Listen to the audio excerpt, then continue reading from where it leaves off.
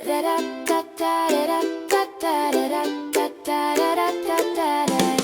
were born right before everything went digital, before touchscreens replaced toys, before TikTok replaced imagination, before stay inside became a lifestyle. We were the in-between kids, raised half in the dust, half in the future, but fully in a world that doesn't exist anymore. We're the last kids who knew what a 5 rand could buy, a packet of fizzers or a chomp or 2 ice lollies if you knew the right auntie at the spaza. We were rich with pocket change and bankrupt with joy.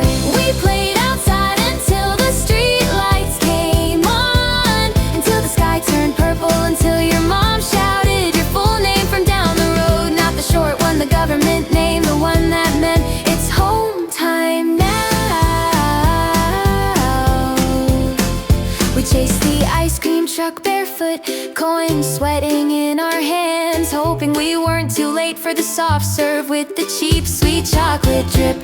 We played marbles in the dirt, sun on our backs, dust on our knees, pockets full of glassies we swore were worth gold.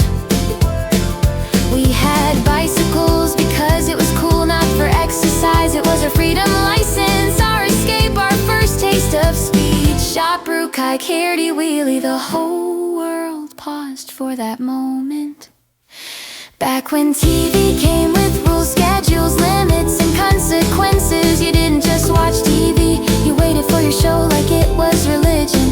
We were outside kids until Dragon Ball Z came on at 5:30. The whole neighborhood disappeared. 1 minute the streets were alive, the next empty, silent. Everyone inside shouting, Kamehameha! Like we were powering up our childhood. Then came 7-day lawn with your parents. Even if you hated it, even if you didn't understand the drama, it was worn, it was familiar, it sounded like home. And when the adults said, shh, ABC News, you knew your fun was over. The remote was no longer yours. The shows that raised us weren't just shows, they were lullabies, backdrops to the safest years of our lives. Avatar taught us balance, Ben 10 taught us bravery, Kim Possible taught us confidence, Scooby-Doo taught us teamwork, Teen Titans taught us rebellion, courage taught us it was okay to be scared as long as we kept going. Each theme song a memory we can still hear. Even when we're grown and tired, we were there when games weren't downloads, they were discs or cartridges, or memories with scratches we prayed would still load.